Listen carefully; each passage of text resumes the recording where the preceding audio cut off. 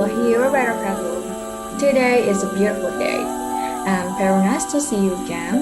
In this video, I'm going to be a storyteller for extensive reading midterm test assignment with the story is about our Prophet Muhammad with the title Fate of Ancestor. Hopefully you can enjoy the story and here we go. Fate of Ancestor of the Holy Prophet. It is the accepted belief of the Shia ASYHARIs, the Hanafis and the Shafi'is that the ancestor of the Holy Prophet from Abdullah to leader Ismail and from their right up to Adam were true believers. They believed in the one and only God and faithfully followed the divine religion of their times. From Kedar to Abdullah, all of them followed the Shariah of Prophet Ibrahim alaihi salam, which was the religion prescribed from them by God.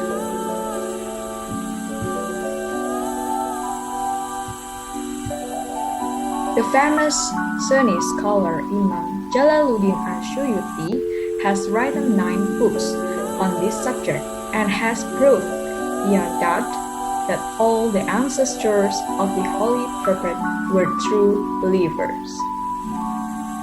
Sheikh Abdul Haq Muhaddid Dehlawi has written, all the ancestors of the Holy Prophet from Adam up to Abdullah were pure and clean from the uncleanness of disbelief and paganism.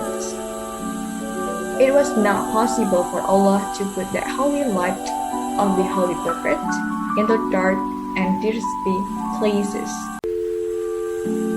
The lion of pagan man or the womb of a pagan woman. Also, how could it be possible for Allah to punish the ancestor of the Holy Prophet on the day of judgment and thus humiliate him in the eyes of the world? The Holy Prophet himself has said, I was always being transferred from the lions of the clean ones to the wombs of the cleansed ones.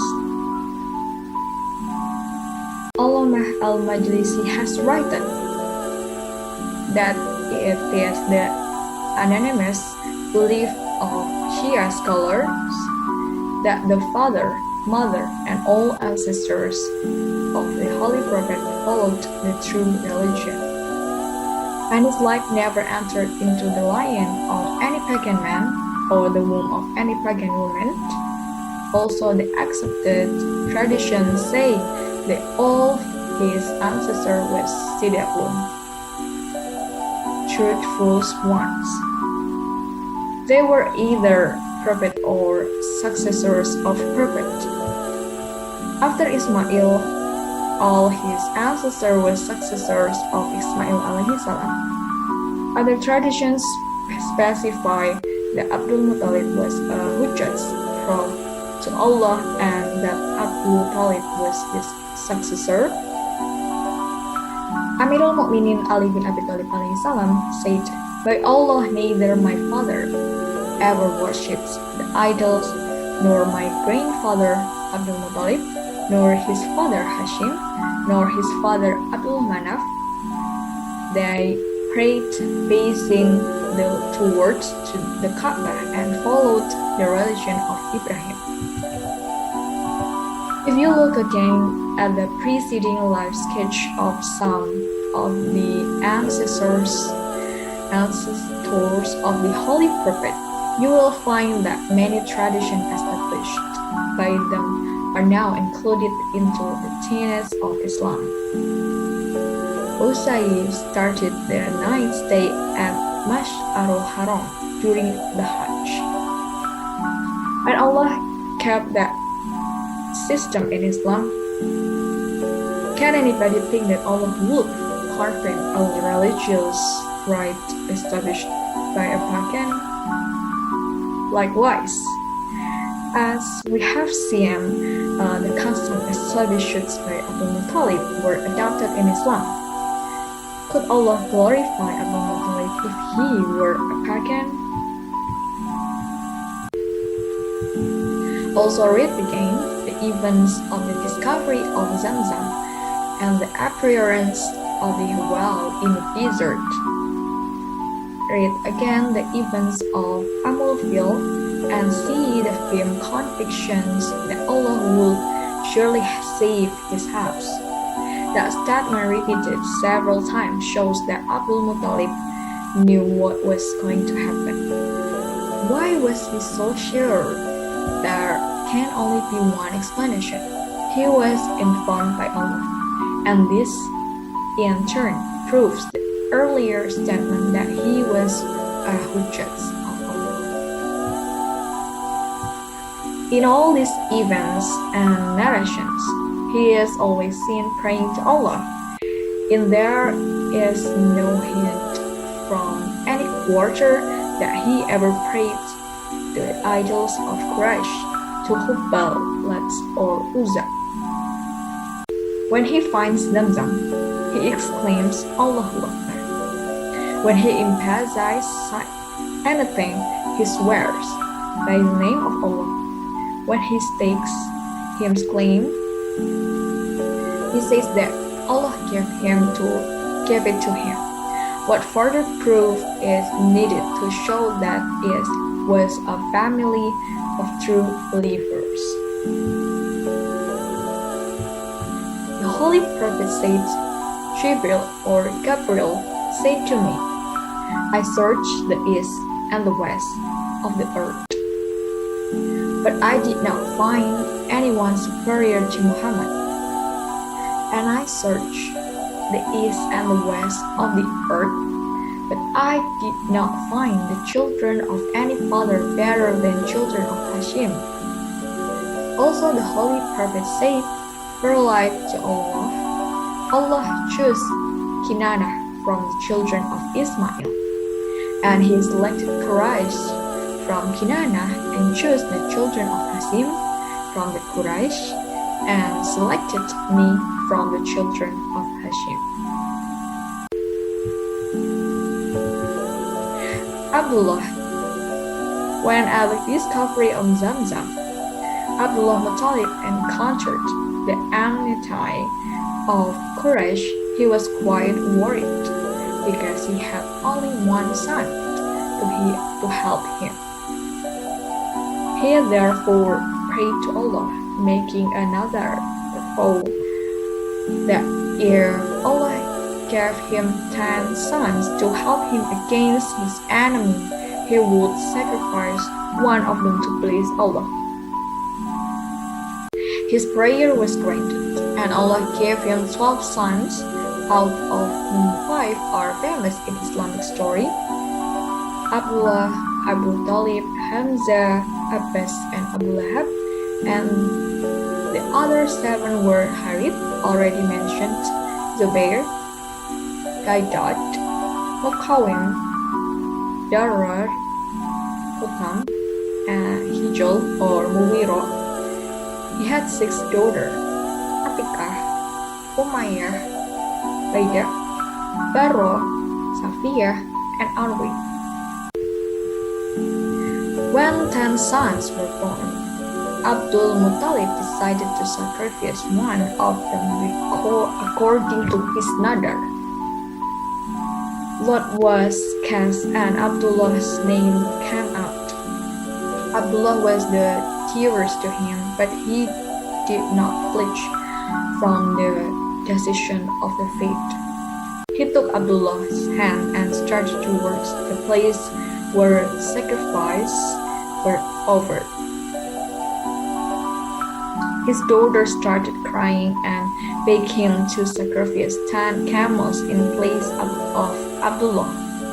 At first, Abdul Muttalib refused, but when the pressures of the whole family, and in fact the whole tribe, mounted, he agreed to cast lot between Abdullah and 10 camels. Again, the name of Abdullah came out. On the suggestion of the people, the number of the camel was increased to 20. Again, the same result repeatedly.